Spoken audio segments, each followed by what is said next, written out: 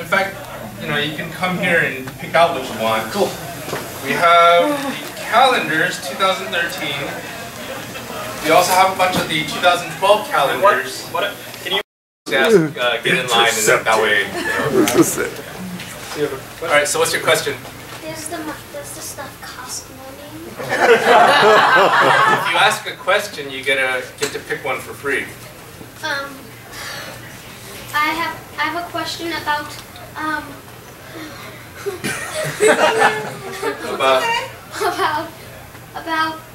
about the new series. Will it have better graphics? Better graphics than the original? Yes. Yes. Actually, we're even trying to make it look a little, not trying to show off too much so that it, looks close to the original. Sorry. Kind of like, you guys, who collects Star Trek on Blu-ray? My dad. You guys got who the price you got the original series on Blu-ray? The remastering? Yeah. I didn't have the original series. I was trying to find it. And I noticed that they did all this remastering and re-editing of it. They changed a lot of the special effects, right? Exactly. Now, how'd you feel about that? Mixed. I liked seeing the updated images, but I also felt like it destroyed the original material. Did they at least include the original footage as well, so you could watch it? No. No. That's too bad. No.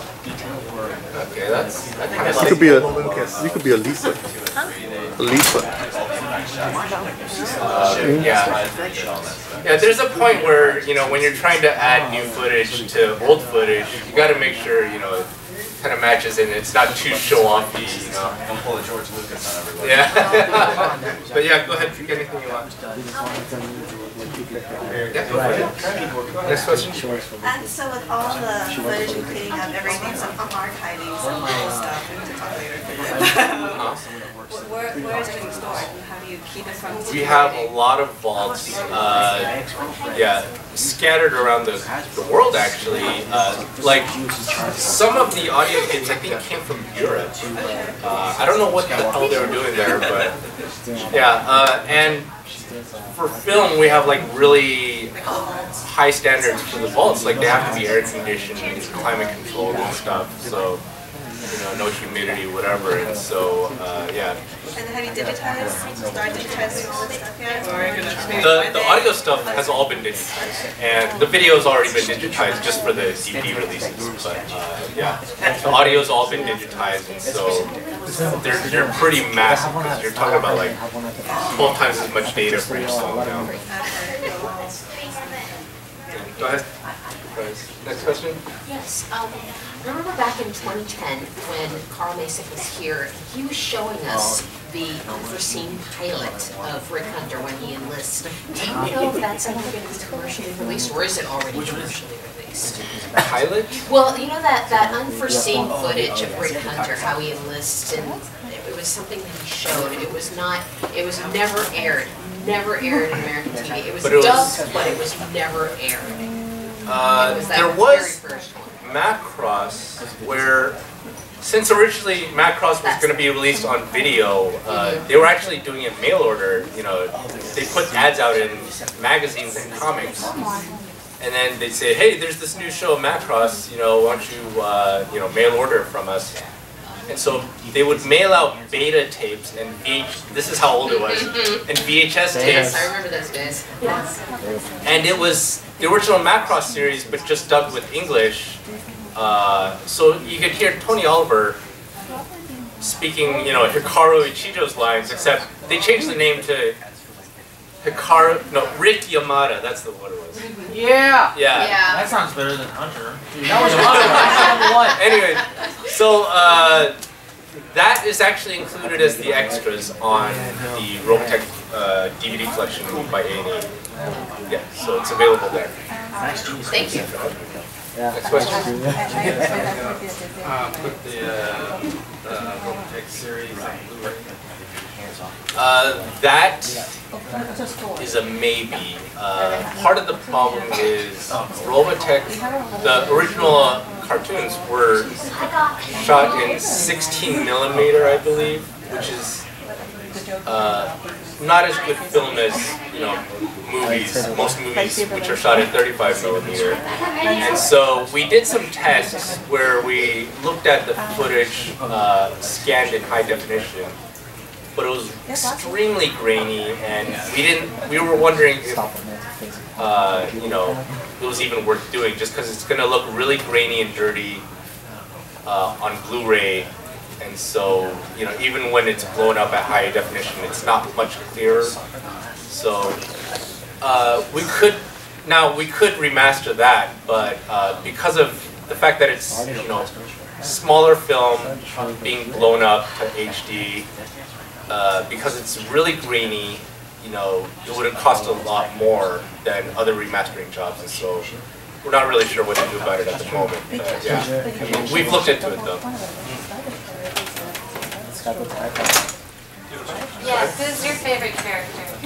My favorite character,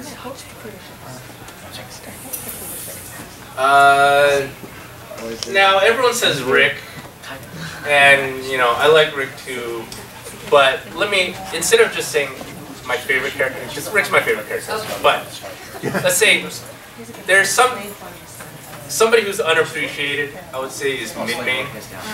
Because Law 17. Get this, the second to the last episode of Macross, there's Min-Mei and Rick are living together. He goes out on a mission, and Min-Mei is at the grocery picking up food. Yes. She hears on the radio that Rick, that the forces are under heavy attack and that there's a lot of casualties. And she gets worried about Rick and she runs home. And that, I thought, showed that Min-Mei really, as much as Robotech fans like to complain about Min-Mei and, talk about how much they hated her just because she wasn't Lisa, I thought that showed that Min-Mei really did love Rick, and got me to appreciate her character a lot more than just how most fans like to complain about her. But anyways, Okay, there you go. Go ahead. Next. So there was a lot of talk about comics. What about art books? Art books. Yeah. You know what? That's a good question. I didn't see one for the Shadow Chronicles, those. Yeah, we did have an art book for the Shadow Chronicles. We had several of the art books that we wanted to do. Like, we kind of want to redo something like Art 1 over again, but we just haven't gotten around to it. But yeah, it's one of the ideas we've been kicking around. Reprint the old ones. What? Reprint the old art books. Well, the problem I had with that is there's so much inaccurate information in Robotech Art 1 that I would have to change it just because, the nerd in me wouldn't allow this inaccurate information to go out again. Stuff like, Fair enough. in the page of the SDF-1, one of the images of the SDF-1 is upside down. I don't know if you guys have seen it lately, but yeah. There's that, and then there's Britai's ship, which was really long, and The Space Pickle. yeah, and they couldn't get it to fit into the 2 pages, so they actually cut out a third of Britai's ship in the middle. So it's like the front third and the back third, just like, go look at your R1 over again. You'll see where the scissor marks are, right? Yeah. Anyways, next question. Do you know like an approximate year the live action movie will be coming? We have no, we don't want to say anything just because, we're going to say a year and then it's going to come out later and then, they're going to say, but you said it was going to come out this year, so. Okay. Go ahead. Whatever happened, with Do You Remember Love and the whole, ever coming to video and or being released? I know it was complicated. Yeah, it was really complicated, and even now, I'm afraid to say anything about it just because our company lawyer might get angry and tell me that I am explaining it wrong. But as far as I understand, Tatsunoko and Big West co-produced Macross. and they split up the rights to it. And recently, you know, when new Macross started coming out, there was disagreement about who had rights to what. And so they went to court over it. As far as I understand it, Harmony Gold owns, you know, keeps the rights to Macross and anything called Macross outside of Japan. And so, you know, we have the right to release Do You Remember Love merchandise at the moment. However, for the video to be released, I think Tatsunoko and Big West both have to come to an agreement over the rights, and they don't want to, and so that's why we're currently, you know, in the situation we are. So yeah, so you know, Harmony Gold has been releasing Do You Remember Love toys in the meantime, but for the video, you know, I wouldn't hold my breath on that, unfortunately. I mean, I wrote letters to both parties, you know, begging them, you know, to come to an agreement, because you know, there was a lot of money to be made by all parties by working together. Absolutely. And there's a lot of fans in the U.S. who would love to see it, but you know, unfortunately, that's where we are right now. We're aware of a comment, but also a suggestion. I'm sure you guys have talked about it. With the success of Falling Skies, is yes. the talk of a Robotech series, like live action series? At least kicking the ball around. That's a possibility. Yeah, and yeah, any new Robotech is. When I saw it, it screamed Macross to me. Yes. You know, and I just was like, we gotta wait for this. It's worked.